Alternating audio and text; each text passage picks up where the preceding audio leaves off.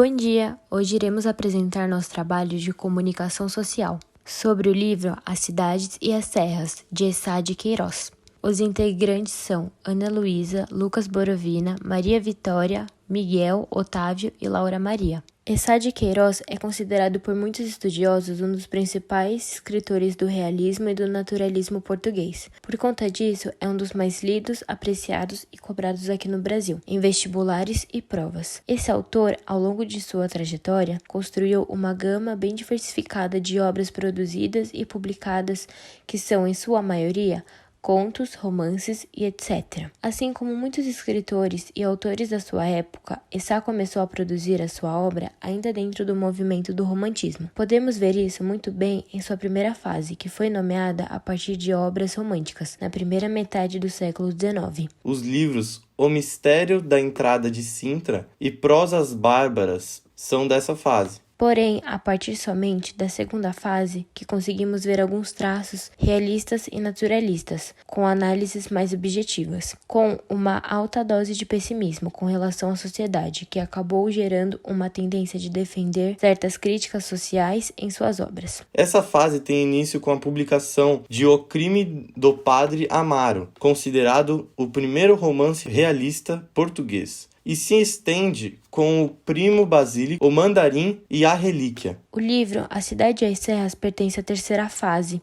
no qual muitos denominam de realismo fantasioso, pois nesse período o autor acaba recuperando algumas das características da sua primeira fase, a fase romântica. Nessa fase, o autor abandona alguns elementos realistas e foca em princípios moralizantes, deixando transparecer que o valor da existência reside na simplicidade. Porém, é importante ressaltar que essa fase romântica não encobria totalmente a realidade, muito pelo contrário, ao invés de distorcer a realidade e ficar muito no mundo ideal como no período do romantismo, é permanecida ainda a tendência realista de observar, de denunciar e de fazer uma crítica aos problemas sociais. Ao mesmo tempo, uma possibilidade de idealização, de felicidade e justiça social.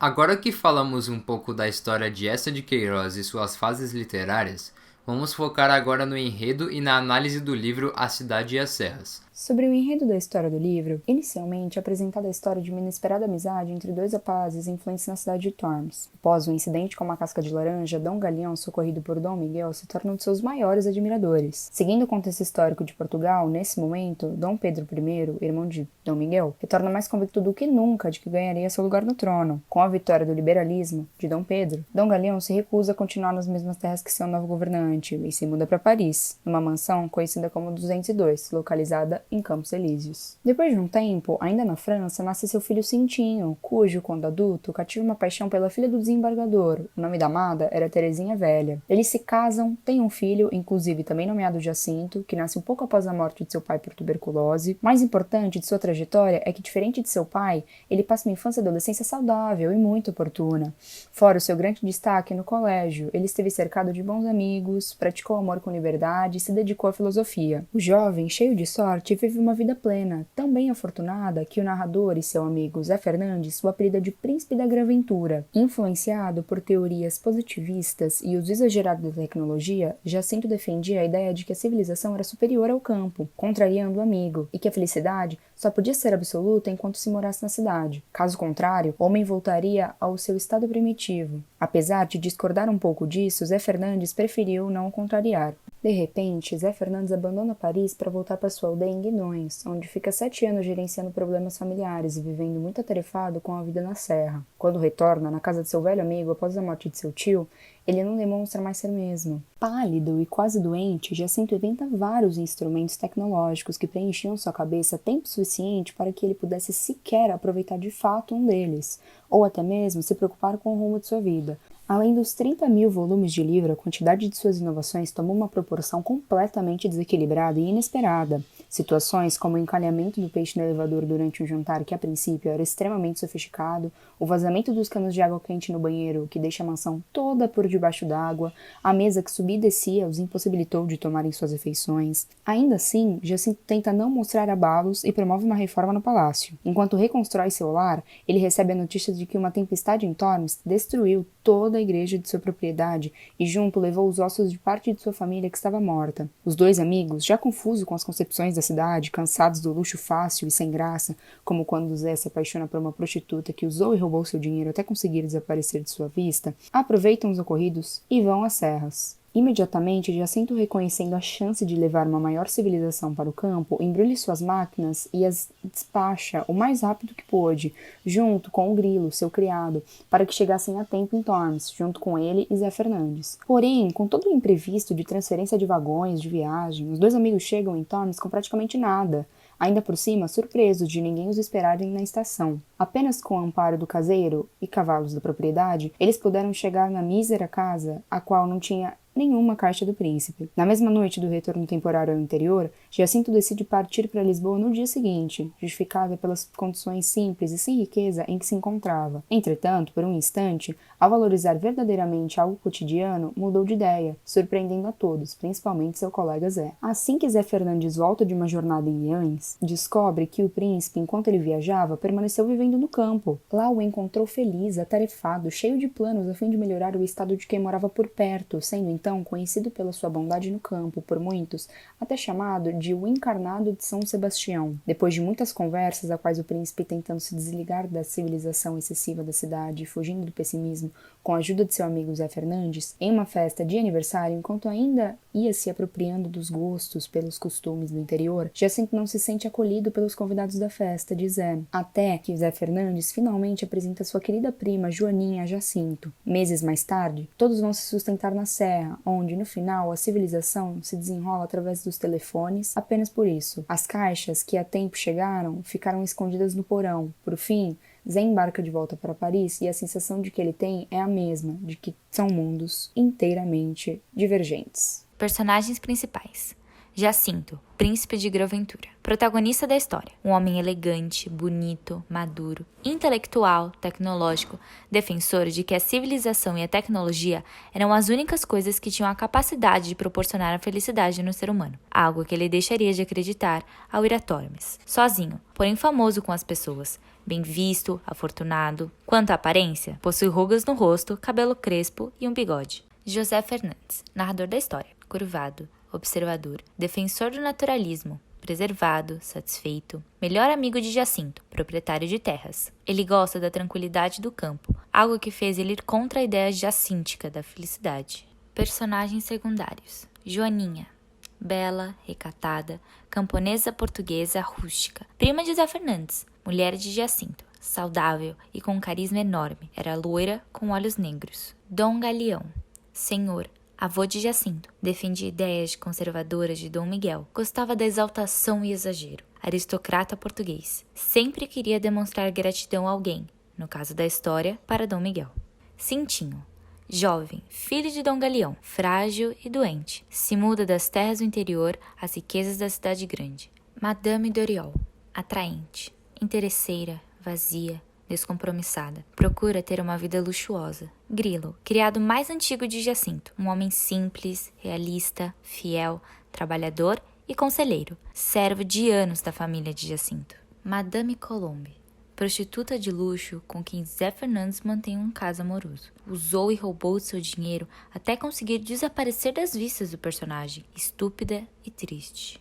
Isso sem contar o Silvério, o Melchior e a tia Vicência, que são 3 personalidades que retratam bastante a realidade da vida em Tormes. Ao longo de sua leitura, podemos ver que há uma vasta análise psicológica, na qual os conflitos de Jacinto demonstram uma certa tendência realista. É possível perceber isso ao ver que o autor procura trazer um olhar mais realista e objetivo sobre a existência e as relações humanas, tanto em Paris quanto em Tormes ou Guiães, e a diferença entre os dois mundos, entre aspas. Além disso, ainda nas características realistas, podemos também ver que é demonstrada uma certa objetividade, trazendo cenas com caráter descritivo e situações de forma direta, nas quais acontecem, em sua maioria, dentro do 202. Por outro lado, o realismo também proporcionou os autores da época a trazer uma maior análise dos traços de personalidade e da psique dos personagens. Isso é visto muito bem conforme a leitura do livro, mas já é apresentada desde cedo no segundo capítulo, quando Zé Fernandes finalmente volta a Paris e vê o seu amigo Jacinto mais magro, com uma aparência diferente e encurvado,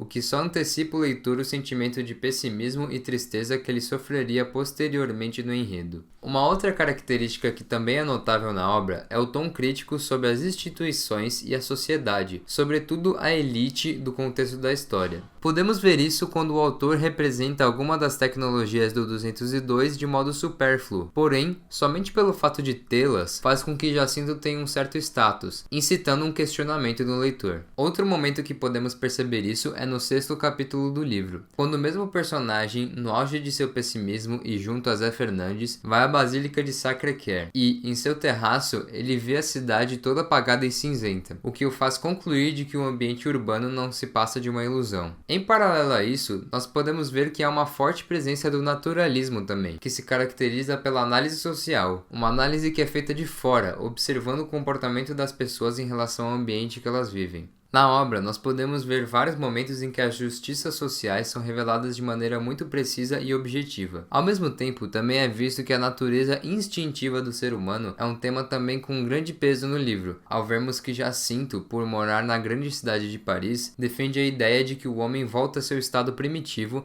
e de sobrevivência, uma vez que ele está longe do ambiente tecnológico e urbano. Além de tudo isso, o livro tem uma particularidade em específico, que são algumas das características românticas presentes na obra, mesmo ela não sendo enquadrada e considerada em tal período. Essas características estão mais presentes no final do enredo, quando o autor concretiza sua tese de equilíbrio da tecnologia com a natureza como fonte de felicidade, no caso da obra A Felicidade e o Amor Familiar de Jacinto, quando tem aquele senso de final feliz, e também através da promoção de uma denúncia e justiça social, por meio da comoção desse personagem ao ver a situação de miséria que a maioria dos moradores de Tormes passam.